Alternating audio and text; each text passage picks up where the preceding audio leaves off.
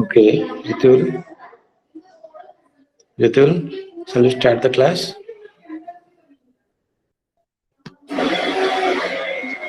Okay, am I audible? Ritul, am I audible? Yes, sir.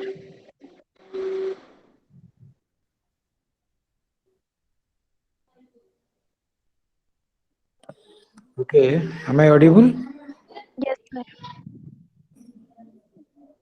Okay, then shall we start? Yes, sir. Okay, so now we shall discuss regarding the income from salary. So on the other day, on that your 24th January, we have discussed regarding the different heads of. I have just given you hints regarding the different heads of income. That is income from salary, income from business profession gains, then income from house property, income from other sources, that is capital gains, short-term capital gains, long-term capital gains. Okay, so we have discussed all these things. Now we shall see regarding the salary, income from salary. Let us discuss income from salary. So what do you mean by salary?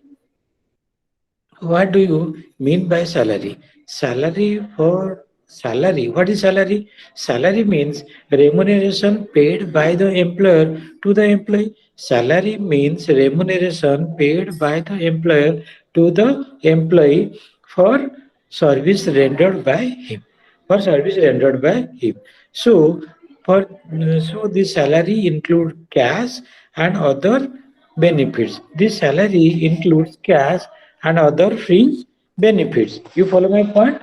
So now you see that salary means any dues amounted from the employer or any advance salary from the employer. Okay, so salary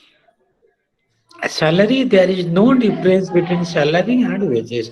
So from the purpose of the income tax, for the purpose of the income tax, from the point of view of income tax, the wages received by a laborer, the wages received by a laborer and the salary received by an executive of the multinational company, they will be both will be treated on the same footage.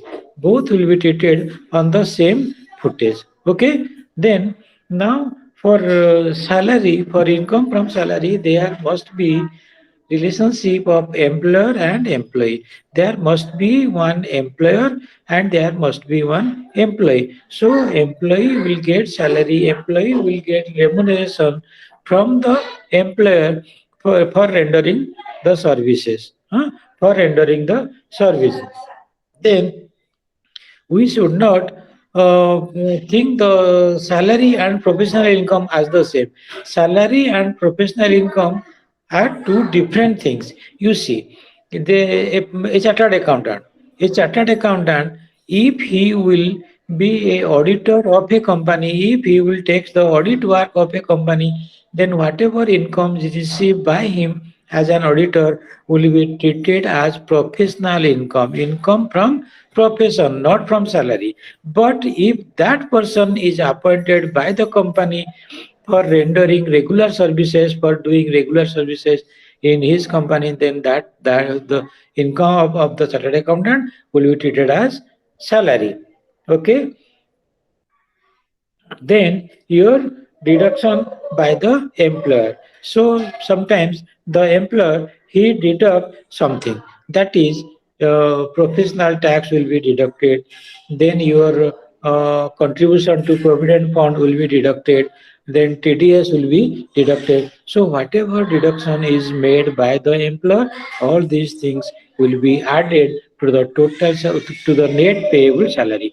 So, what is the gross salary? Gross salary is the total amount receivable by the employee, and out of the gross salary, your professional tax or tax from employment, then your GPF, provident fund, then your LIC, then your TDS or other expenses, whatever is deducted out of your gross salary by the employer, that will be added to the net payable salary to the net income, and that will known as your total gross salary. This gross salary will be your taxable income.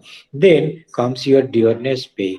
There is two things, one is dearness pay and another one is dearness allowance. So dearness pay is a basic part, dearness pay is a part of basic salary.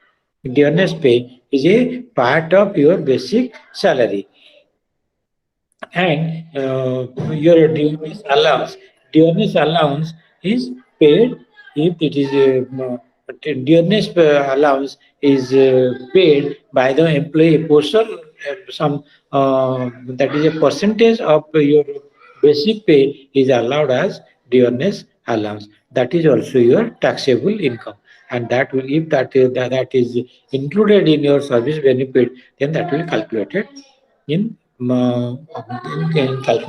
calculating other some fringe benefit. Now the due date of salary. So you see some companies or some employer, they pay the salary is salary is payable on the first day of the next month. First day of the next month. Suppose the salary of say December, some companies, some employer, they pay the December salary is payable on the first day of January. Salary of December is payable on first day of January. So for them, the assessment year is from 1st March to February, from 1st March to 20th February, 29th February, whatever the case may be. Now, if salary is some employees, some employers, they pay the salary on the last day of the same month. That is, if the salary of December is payable on 31st December, then their assessment year will be that is 1st March to your 30th April, the 1st April to 31st March. 1st April to 31st March. That will be their assessment year. So, you know assessment year? Assessment year includes the 12 months on which the tax is payable by the employee. Whatever tax is earned, whatever income is earned in a financial year, that is taxable in the assessment year. Okay? Okay, Ritu? Now, if there is some voluntary payment, that will also be taxable. That will also be taxable in the hands of the employee. So employee has to pay tax, and the company, sometimes the company deduct something. I told you that is in the deduction you have to pay, that is your GPF, that is your professional tax, all these things they will be deducted. So now we shall see regarding all these things. So uh, in salary, what happens that perquisites. In salary, we have some allowances. Salary means salary, wages, pension, annuity pension, gratuity, advance salary, encashment leaves. All these things you will include in your salary. And in salary, in addition to salary and wages, the employee he gives them some allowances. He gives them some perquisite, and he gives them some perquisites. So whatever allowance is given by the employer, they are of three types.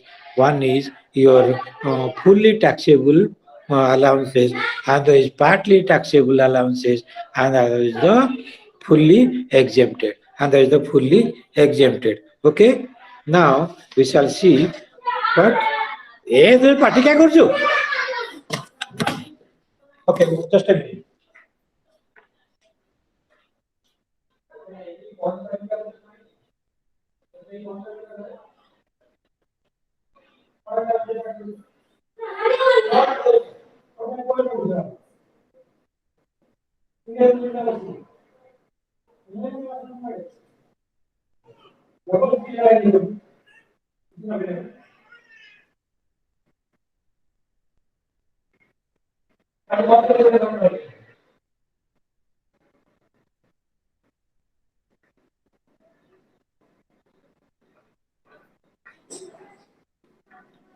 Okay, Nitin. Now we shall see this and leave. So and leave. In case of and leave means EL, and leave. So yearly we get 13 days of and leave is credited to the employees. So what is this and leave? And leave. So this and leaves the employee can avail the casual leave as CL then EL. So regarding this EL means so the encashment of this and leave means the employer he encourages the employee not to take this leave, and he will instead of taking in case of taking leave, the employee will work for the employer. The employee will work for the employer. So whatever accumulated, whatever earn leave is accumulated, the company, the employer, for that earn leave, whatever earn leave which is not used, which is not utilized by the, which is not taken by the employer, that will be paid. The employer will pay for that leave. He will pay for that leave. Okay. Then we shall see this regarding your bonus, pension, all these things will be discussed. Now we shall see your gratuity. Gratuity. What is gratuity? Gratuity means a gift or present of, in return of the services rendered by the employee. What is gratuity? Employee will get gratuity at the time of retirement, and the employer he will present a gift as a token of love as the employee has rendered services to the employer. So that gratuity, that is known as your gratuity. So gratuity is given to the employee at the time of retirement. At the time of retirement. So how to calculate the gratuity? How to calculate the gratuity? We can calculate the gratuity at 15 days of salary for every years of services rendered by the employee. So 15 days service, 15 days service for each year of service means yearly 15 days. Gratuity will calculate 15 days of salary for each and every year of service rendered by him, or 3,50,000 or actual gratuity received, whichever is lower is tax free. Whichever is lower is tax free. Suppose, so how to calculate the 15 days salary? To calculate the 15 days salary, the salary of the last day, pay on the last day means the day of retirement. Whatever pay will be on the last day, that is the day of retirement, and the pay on retirement divided by 26 and multiplied by 15 will be treated as 15 days salary.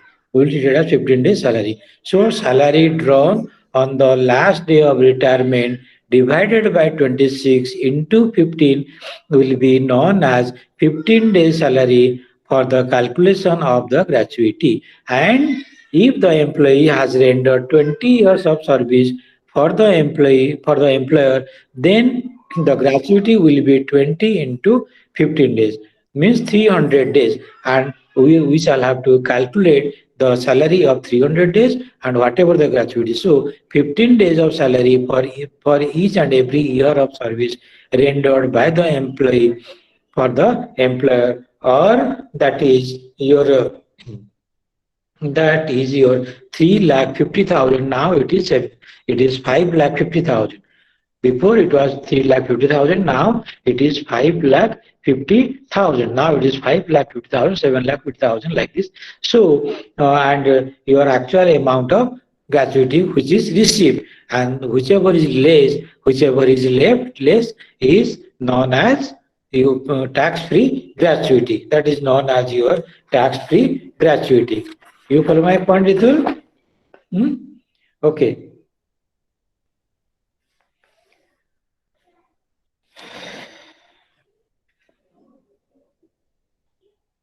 Then your advance salary. What is your advance salary, Ritul? Advance salary. So if the employee is in a difficult position, if the employee he requires money, he faces some problem for his urgency, if he may take some advance salary, he may take some advance salary from the employer at the time of contingency. At the time of emergency, the employee may ask the employer to pay him some advance salary. So when advance salary is received by the employee, so as this salary though not due, as the salary though not due is received in that particular financial year, so that salary is taxable in that particular year. That salary is taxable in that particular year. You follow my point? So salary is taxable on accrual or receipt or cash basis. So whatever salary you have received and whatever salary you have, though you have not received and that is due, in that case also that will be added in your income. But whensoever you are receiving some advance salary, for advance salary the employee has not rendered any service for the employer. As he has not rendered any services, he has to render the services for that salary, for that advance salary received by the employee in the next assessment year. In that next assessment year. So that should be taxable in the next assessment year. But as he has received the salary in this financial year, in this assessment year, that's why that is taxable in this assessment year. So now what will be the problem? That though as the employee has not rendered any services for the advance salary received, he will render the services in the next financial year. That's why if that is the advance salary is added in the salary, so salary must be calculated for 12 months. Whensoever suppose he has received advance salary is received by him for say 3 months. So 12 plus 3 months is 15 months. One financial year consists of 12 months. So now as he is receiving salary for financial year for 12 months, financial 12 months, then your 3 months advance salary that comes to 15 months. So he will have to pay tax on the salary of 15 months, though he have not rendered the services. So whenever he will pay tax on 15 month salary, then what happens? His income will go to the next slab. His income will go to the next slab. So he will have to pay more tax. So in that case, he can take a rebate. You have to calculate the salary plus advance salary. You have to calculate the taxable. You have to include the advance salary in your taxable income. From that taxable income, you can take deduction under section 89. You can, for your advance salary, you can take deduction under section 89. Under section 89. Now, the employer may give you some allowances. Allowances are of three types. One is fully taxable allowances. Another is the partially taxable allowances. Then third one is fully tax-free allowances. Fully tax-free allowances. So regarding the fully tax regarding the allowances which are fully taxable. In case of fully taxable, your dearness allowance. Under the head fully taxable allowances, under the head fully taxable allowances comes your dearness allowance, then your medical allowance, then your tiffin allowance, then your servant allowance, non-practicing allowance, your hill allowance, your warden allowance, your deputation allowance, cost of living allowance, overtime allowance, city compensatory allowance. All these allowances will include in your fully taxable allowances. You need not bother all these allowances are fully taxable in the hands of the employee. Then your partially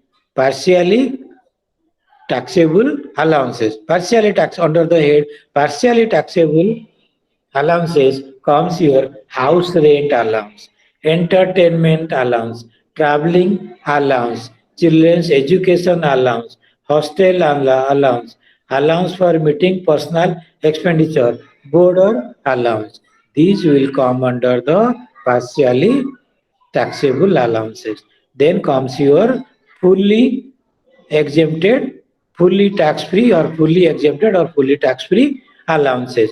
Your traveling allowance, foreign allowance, whatever allowance are received by the high court judges, they are fully tax free, means they are exempted from the income of the salary. This is whatever allowance is received by the high court judges, by the supreme court judges, they are fully tax free, they are fully tax free. Then your special allowances, the daily allowances, helper allowance, academic allowance, uniform allowance, these are all tax free, these are all exempted allowances. Okay, then we shall see that's your. So regarding the fully taxable allowances, this need not require further clarification. I think so. Okay, Ritul? So regarding the fully taxable allowances, this require not further explanation. We shall see the and fully tax-free, fully exempted incomes. They also do not require any further clarification. So let us discuss only the partially exempted and partially taxable allowances. So in partially exempted allowances comes your house rent allowance,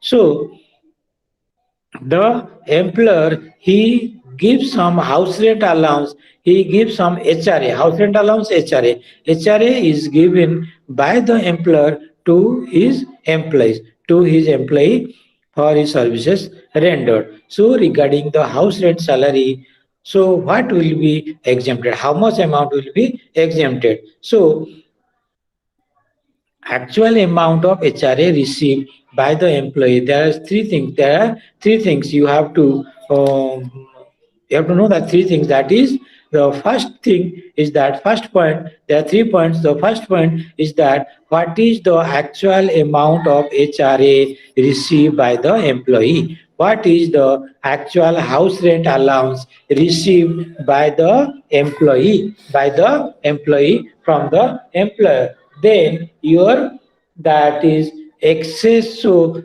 whatever house rent allowance is received, that may not be sufficient enough to pay off the rent. So what is the so you have to find out, the first point is the actual rent received by the employee from the employer, then excess of rent paid by the employee over 10% of his salary. Excess of rent paid by the employee over 10% of salary, then 50% of salary, whichever less is your tax free, and rest will be taxable. You follow my point? Whatever house rent allowance is received, whatever house rent allowance is received and excess of rent paid over 10% of salary and 50% of salary, whichever is less is exempted allowances. That allowance will be exempted and the rest is taxable, that is 50% of salary will be calculated. So first point is what will be the actual rent received by the what is the actual house rent allowance received by the employee from the employer. Then your excess of rent paid over 10% of salary. Third point is 50% of salary in case of metropolitan cities. In case of metropolitan cities, that is Calcutta, Mumbai, Delhi, Madras. Calcutta, Mumbai, Delhi, and Madras is four as metro cities. If the employee is working in metro cities, then 50% of salary, and in case of other cities, 40% of salary. You calculate the house rent allowance received, excess of rent paid over 10% of salary, then 50% salary or 40% salary, whatever the case may be. Whichever is lower will be exempted, whichever is lower is tax free, and rest is taxable. You follow my point, Ritul? You follow? Yes, sir. If uh, any question? No, sir. Okay. Then your entertainment allowance. Entertainment allowance. So the employer provides some entertainment allowance to the employee. To the employee. So why he will provide the entertainment allowance to the employee? Means the whensoever a customer comes to your organization, you have to provide some entertainment to the customer to attract the. So if a customer he comes to your organization, you provide some tea or you provide some cold drink, like the case may be. Okay, to attract the customer will think that we are paid attention. We are paid attention. So whenever a customer comes to our premises, to our organization, we provide them some tea or we provide them some coffee or we provide them some cold drink like this. So the employee, out of the entertainment allowance provided by the employer to the employee, a portion of the entertainment allowance, whatever received by the employee, that is spent in entertainment of the customer, in attending the customer. So realizing these things, there is some statutory reduction on from the entertainment allowance for the employees. Okay. Then your transportation allowance. Transportation allowance.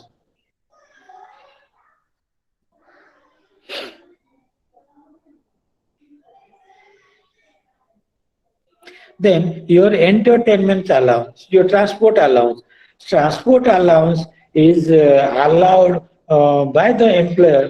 Transport allowance is allowed by the employer to the employee for doing his job, for doing the official job from the office to his residence. So that transportation allowance is tax free up to 800 rupees. Transportation allowance means, what is transportation allowance? Transportation allowance means he will have to attend the official duty in the office from his residence. That is your transport allowance. So this transport allowance is exempted from tax in the hands of the employee up to 800 rupees. Up to 800 rupees. Transport allowance is allowed. Transport allowance is exempted. Transport allowance is exempted up to rupees 800. And if the assessee is a blind or that is your handicap, if that is if he is a blind or orthopedically handicapped, in that case, if the exemption limit comes to 1,600 rupees. You follow? You follow my point? Yes, sir. So, so if the for the whatever transportation allowance is allowed by the employer, that is exempted up to 800, and if the assessee is a blind or orthopedically handicapped, in that case, exemption limit comes to your 1,600. 1,600. Then your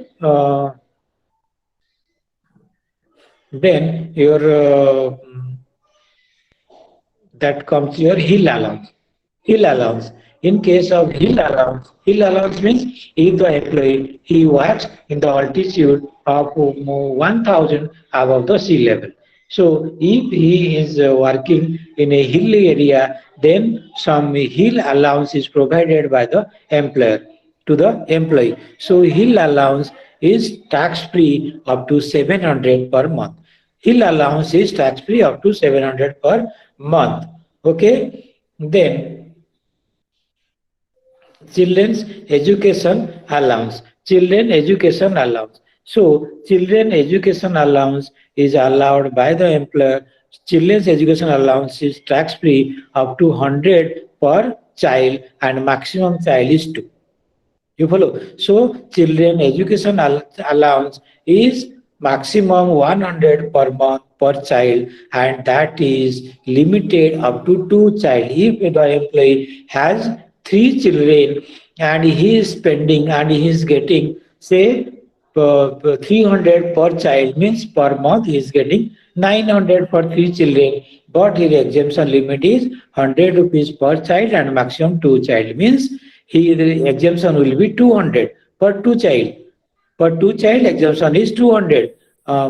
Each child has 100. So he is taxable. So as he has received 900 for these 3 children, and exemption limit is 100 per children, maximum 2 children. So 200 will be exempted. So he has to pay tax on rupees. So he has to pay tax on rupees 700. He has to pay tax rupees.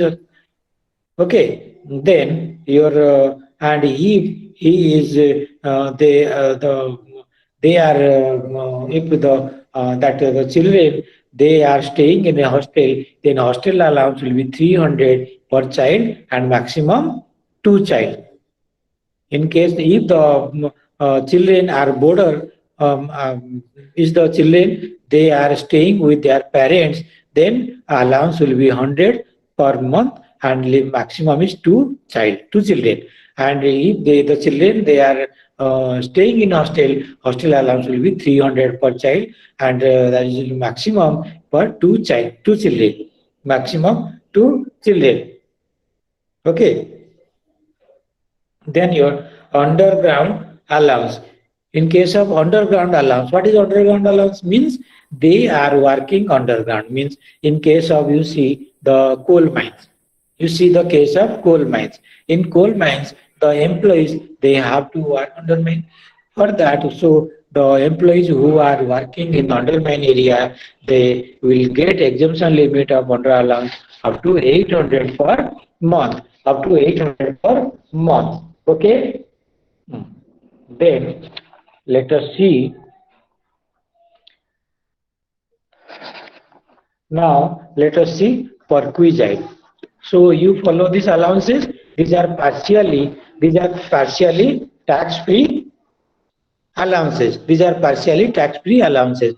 I have not discussed fully. So whatever are discussed by whatever allowances are discussed by me, they are partly exempted allowances, and your fully exempted and fully taxable allowances, they I think they do not require any further discussion. So now we shall see regarding the perquisite. We shall see regarding the perquisite. Perquisites they are also given by they are also allowed by the employer to the employee. In perquisites comes your rent free accommodation. Rent free accommodation. In perquisite you may not receive in the form of cash, but you may receive in the form of some benefit. You may receive on the form of the benefit. So you may receive some rent free accommodation. That is one type of perquisite. You may receive some that is rent free accommodation. You may receive concessional house rent. You may receive concessional house rent or any benefit by them. So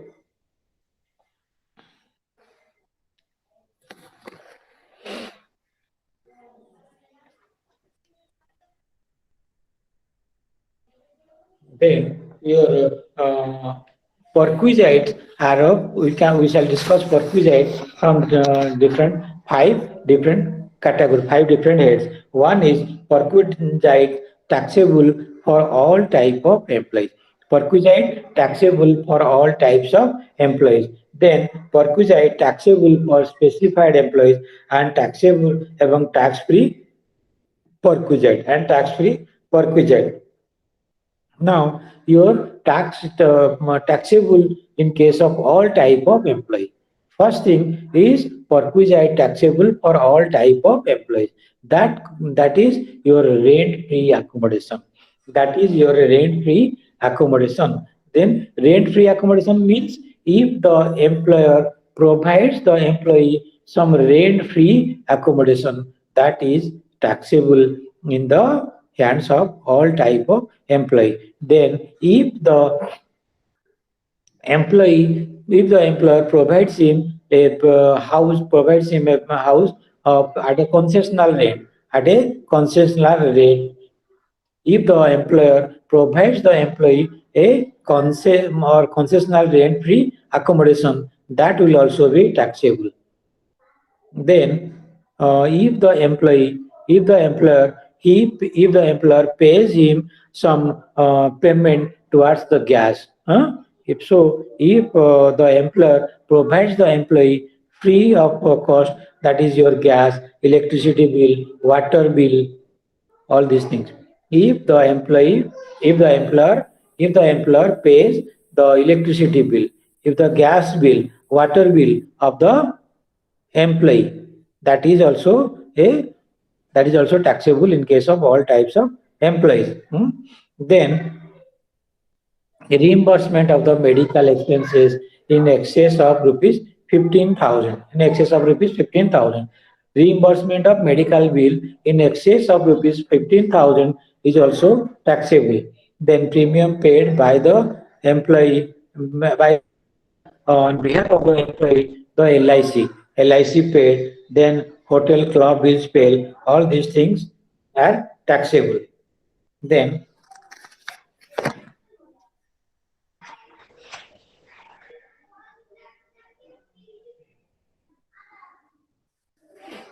then uh,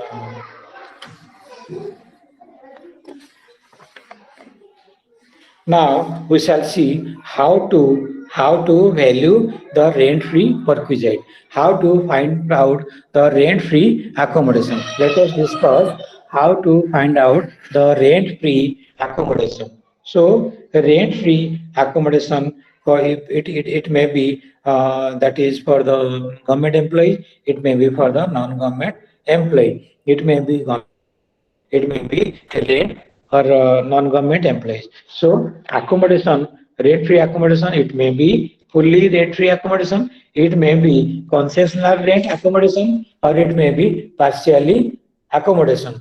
It may be partially accommodation. So for all these things, where accommodation is, so accommodation may be furnished or accommodation may be unfurnished. Accommodation may be furnished or accommodation may be unfurnished. Okay. So for unfurnished accommodation, the value, that is the value of the license fee determined by the government. For the unfurnished accommodation, for all type of employees, the license fee fixed by the union or state government. That will be known as your value of the rent-free accommodation. Value of the rent-free accommodation. So, so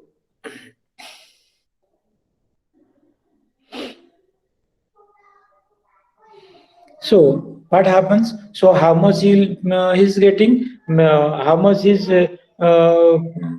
getting? Suppose that is your rent free. In case of rent free accommodation, he has to pay nothing. he has to pay nothing. And if that is in case of concessional rent, if in case of concessional rent, the how much he is benefiting, that is the valuation, that is the license fee minus rent paid by the employee, by the rent paid by the employee. And in case of furnishing, in case of furnished house, what will happen? In case of furnished house, you just add 10% of furnishing.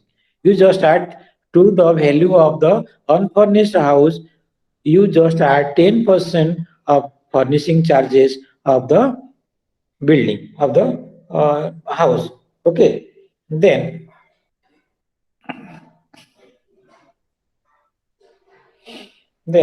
your regarding when the accommodation is unfurnished, where the accommodation provided by other employer. In case of other employer, in case of other employer for unfurnished house, for unfurnished house, for unfurnished house, how to calculate? That is 15% of salary. 15% of salary if the population is more than 25 lakhs.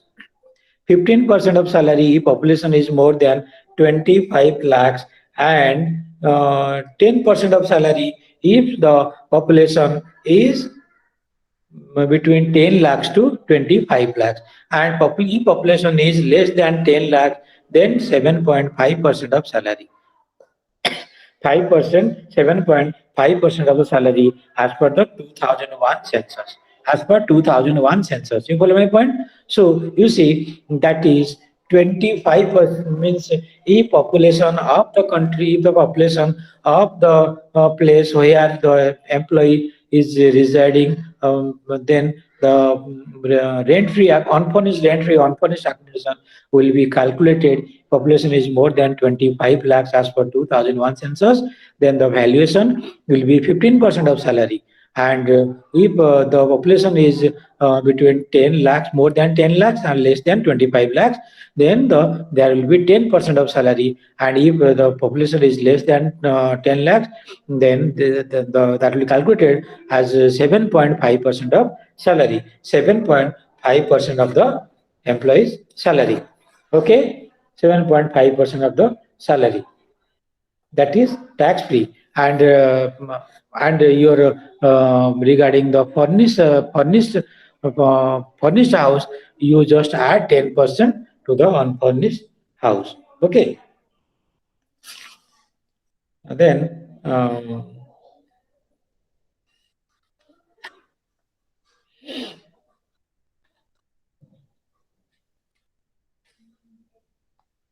then we shall see your interest-free loan. Then we shall see your interest-free loan. In case of, you see, some companies, they provide interest-free loan to their employee for constructing their own house, for constructing their own building. Okay, so you're like your Nalco. You take the example of Nalco. Nalco is providing interest-free loan to his employees for constructing their own building, for constructing their own house. In that case, what the employer is what the employee is gaining. So in that case, if the company is providing interest-free loan to the employee, so how we can calculate the benefit, that we have to calculate the interest what is charged by State Bank of India or SBI So you see, in during 2006, from April 2001, from April 1st April 2006, the rate of interest charged by the SBI, by the State Bank of India, for housing loan taken by the people less than your 5 years, less than 5 years, up to 5 years, the interest was charged as 8.5%. 8.5%. Now it is, I think, this is 7%. And if the loan is more than if that is more than 5 years and less than 10 years, it was 8.75%, and above 10 years but less than 15 years, it was 9 years, and above 15 years, less than 20 years, this is 9.25 percentage. Then your car loan. If you will take some car means your managing director or other executive members, they may take some car loan. For car loans up to 3 years, they are charging as your 8%, and up to three more, and your above 3 years it was 8.5, and above 5 years it was 8.75.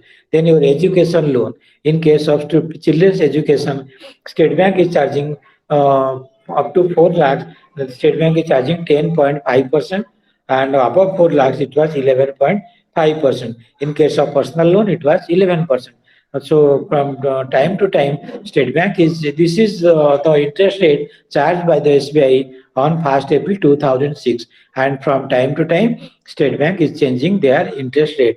Now, so I think now the house building interest is say 7%. So whatever interest, this is taxable in the hands of the employee. If the employer provides him interest-free loan to the employee, means the employee he is getting benefit up to the amount of interest to be paid if he has taken loan from the SBI. And if he has taken on concession, if he has taken a loan from the, if the employer provides the employee a loan, that a loan at a concessional rent, in that case, rent which will have to be paid to the SBI if loan has been taken, and the rent payable, the difference will be the benefit that is received by the employee. That will be calculated. And if the aggregate loan amount is less than 20,000, then whatever interest charge will be exempted from the tax. Okay.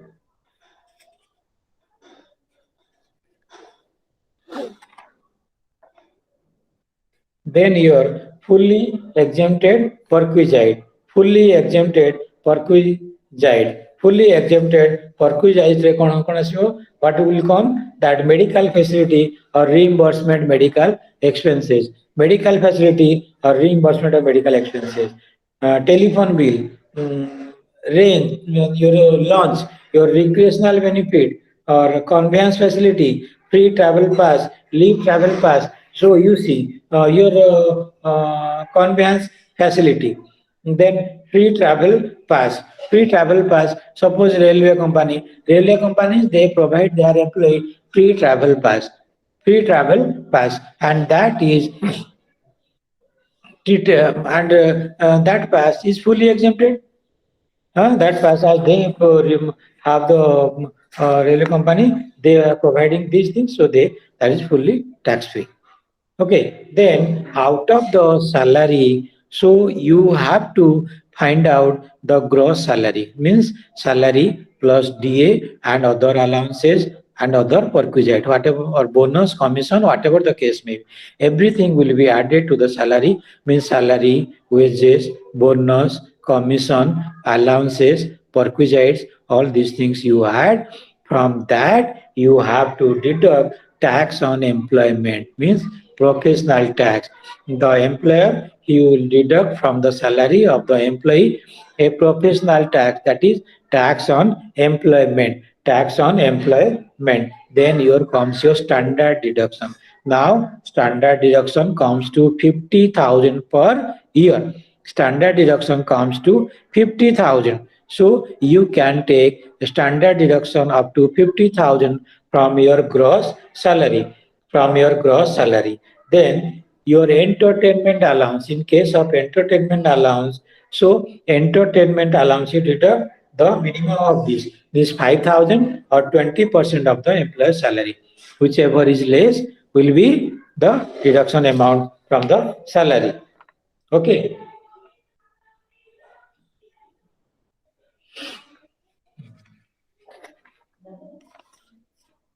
Then your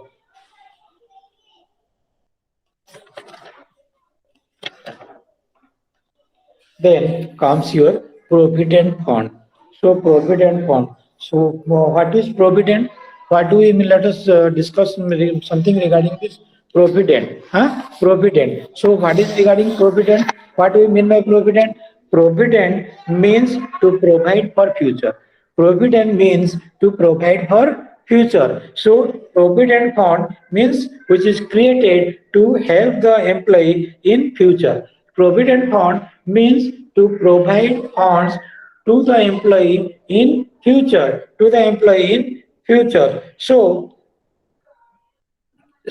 whatever, the employer and the employee, they contribute a portion of salary to the provident fund, and this provident fund is invested in government security, and whatever fund is invested in the government security, government will give them some interest, and that interest is credited to the account of the employee, to the accounts of the employee. And so provident fund may be statutory provident fund, may be recognized provident fund, may be unrecognized provident fund, may be public provident fund, may be public provident fund. You follow?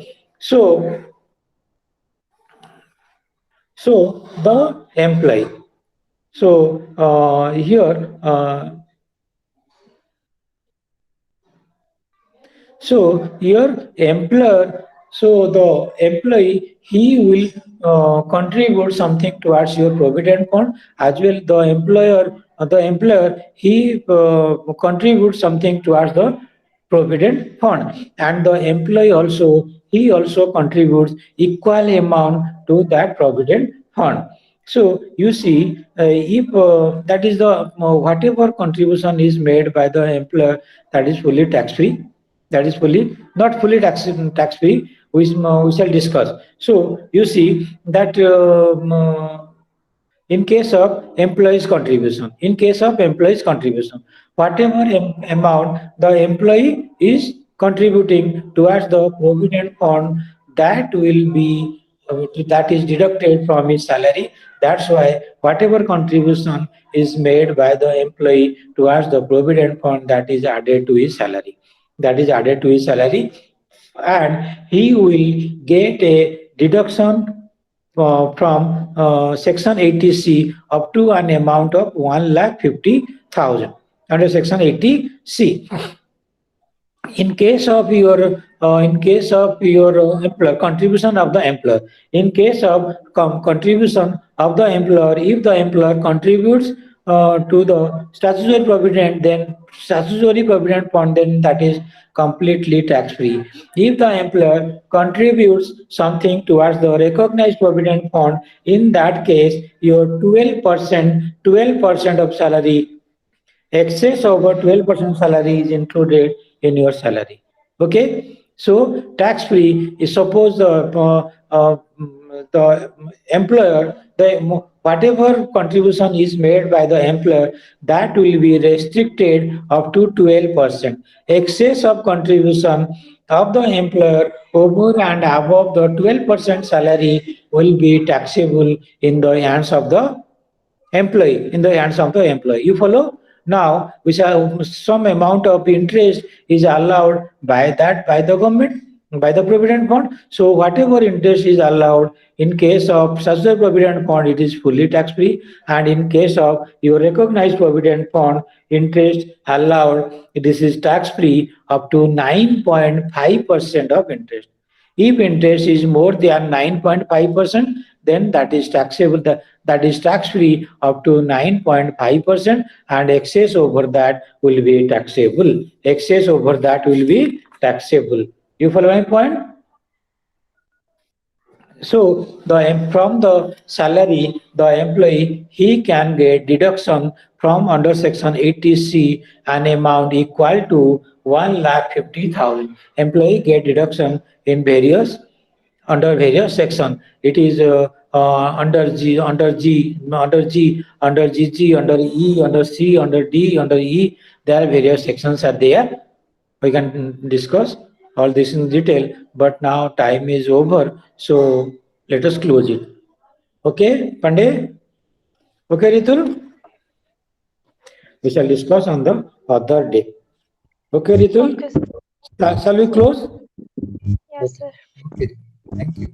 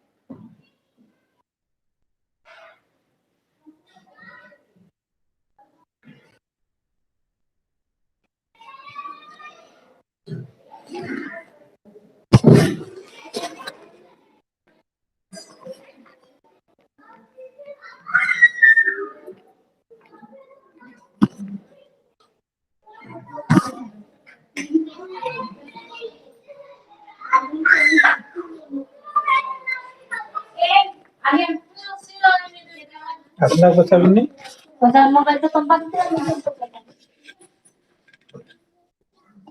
ବାହାନା ଖାଲି ବାହାନା ଆଉ କିଛି ନାହିଁ।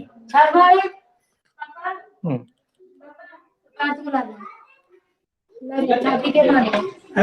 ଚାବି